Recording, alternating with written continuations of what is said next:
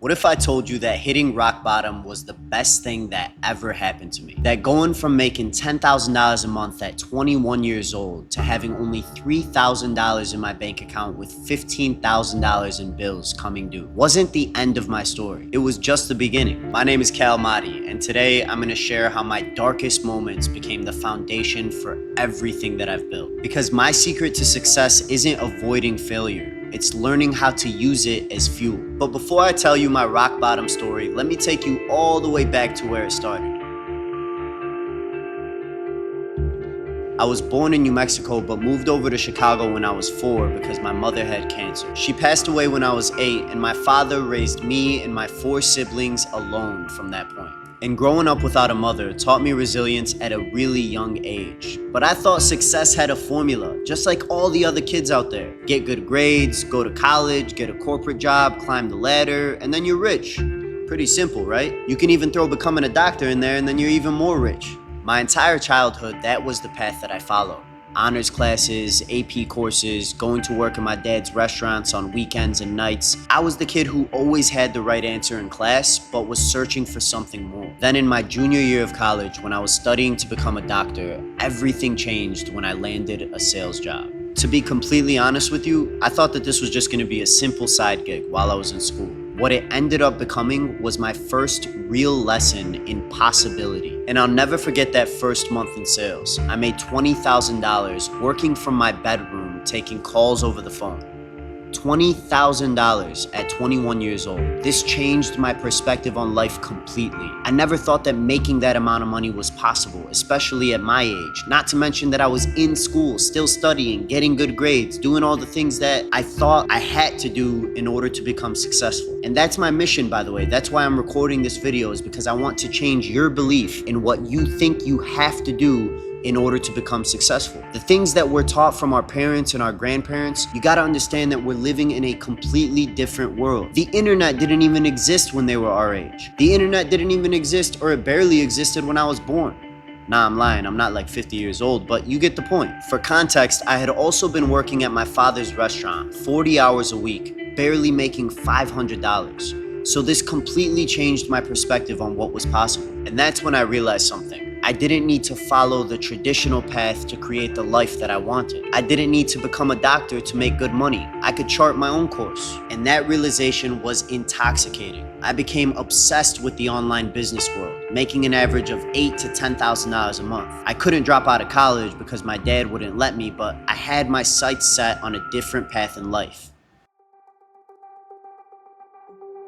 Over the next 2 years, I climbed the ladder at that company, from sales rep to head of sales and marketing, and then CFO, until I became the CEO at 22 years old. I was literally the kid who was living the dream, the one with the impressive title, and I helped take that company from $240,000 a year to $1.4 million in profit. But here's what I didn't understand yet. I was trading real compensation, the compensation that I deserved, for validation. I was so caught up in the title, being able to tell everyone that I was a CEO at 22 years old, and I didn't realize what was happening. And I never asked for more because honestly, I thought the owner would eventually take care of me. And like I said, I was gratified by the titles and the recognition, but I was building someone else's empire while neglecting to build my own. And then reality hit, and that hit hard. I eventually realized that I was being exploited. Despite growing the company significantly, like I said, from 240 to 1.4 mil, my compensation never changed, and I was working endless hours trying to satisfy someone else's dream, building someone else's dream. And that's when I made the hardest decision of my entire life. I decided to resign as the CEO and walk away with nothing else lined up. The owner tried to offer me 51% equity of the company, but it was too late. To be honest with you, I just didn't want to stay in bed with him anymore. So I walked away with $3,000 in my bank account, and the only thing that I had was utter belief in myself. I knew that that company was what it was because of me. And with that said, I knew that I was going to be able to do it again,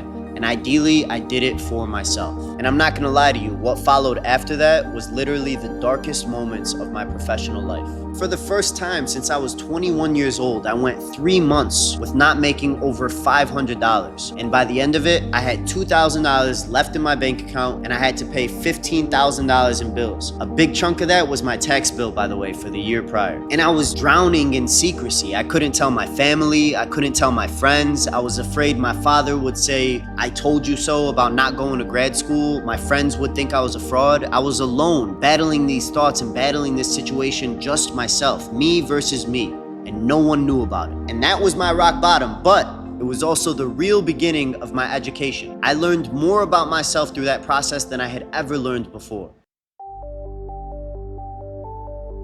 Rock bottom taught me what no amount of success ever could have taught me. It stripped away everything from me except my self-belief. So when everything was crumbling around me, I realized that my achievements weren't a result of luck or being in the right place at the right time or some random guy taking a chance on me. They were a testament to my skills, my talents, and my mindset and my ability to succeed. So rock bottom is what showed me my worth. It taught me to never settle for less than what I deserved. And it also taught me that failure is not fatal. In fact, it's informative, and it was the most informative journey that I had ever gone through. And most importantly, not to beat a dead horse, but it made me realize that my accomplishments weren't tied to my titles or external validation. They were a reflection of what I brought to the table. My ability to connect with people, my talent in sales, and my vision for growth. And those were the assets that no one could take away from me, even when everything else was gone. They were a part of me, a part of who I am. And now that I had this new understanding, I went back to the basics. I took a job as a high-ticket closer for a marketing agency and quickly got back to making $8K a month. 2 weeks later, a connection I had from that previous company that I resigned from led to an interview for a chief operating position at a company doing over $30 million a year. At the time, I was 23 years old, and every single person I was competing against was in their 40s.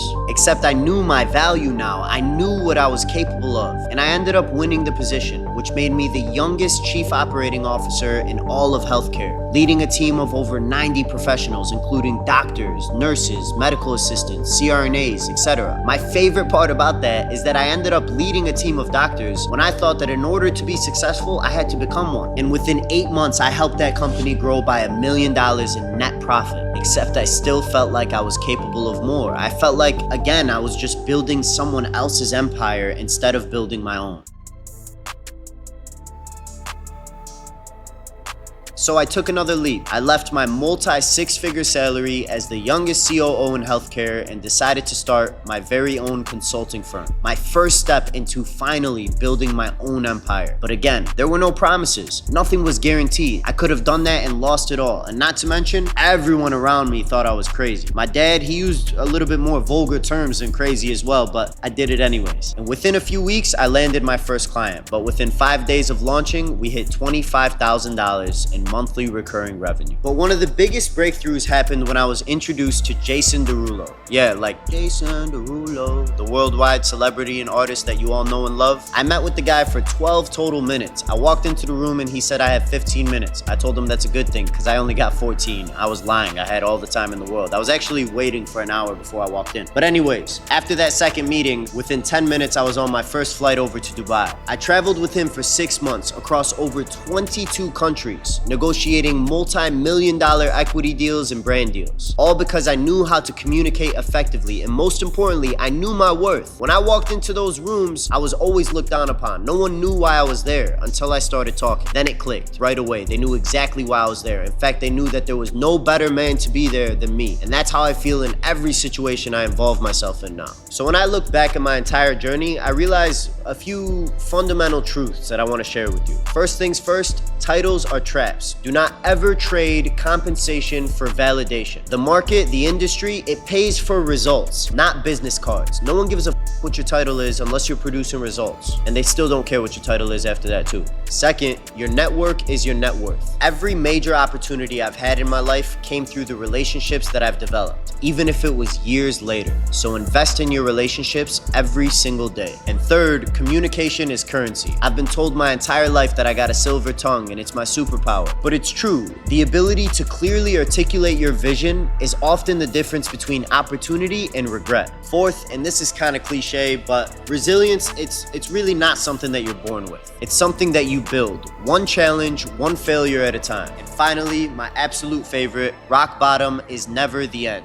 In fact, it's oftentimes just the beginning. I mean, think about it. If it's truly your rock bottom, that means that there's only one direction that you could go from there. And that direction, my friend, is up. I've spoken to countless of millionaires, both in their 20s, even 18 years old or above 30 and 40. Every single one of them has a rock bottom moment. But the key about their rock bottom moment is it's also their biggest transitioning moment throughout their entire lives. It's where your old self breaks so that your new self can emerge. And now I'm building Creator Exchange, the world's first attention distribution network, doing for content what Uber did for transportation and what Airbnb did for accommodation. But my mission, it goes beyond business. I want to help people learn and realize that their worst moments can also become their best. And more importantly, like I said to you guys earlier, I want you guys to know that what you think you have to do in order to be successful is most likely wrong. So look, if my story resonates with you, go ahead and hit that subscribe button. And in future videos, I'm basically just gonna dig deeper into a lot of these lessons and strategies that I've learned throughout my journey. And like I always say,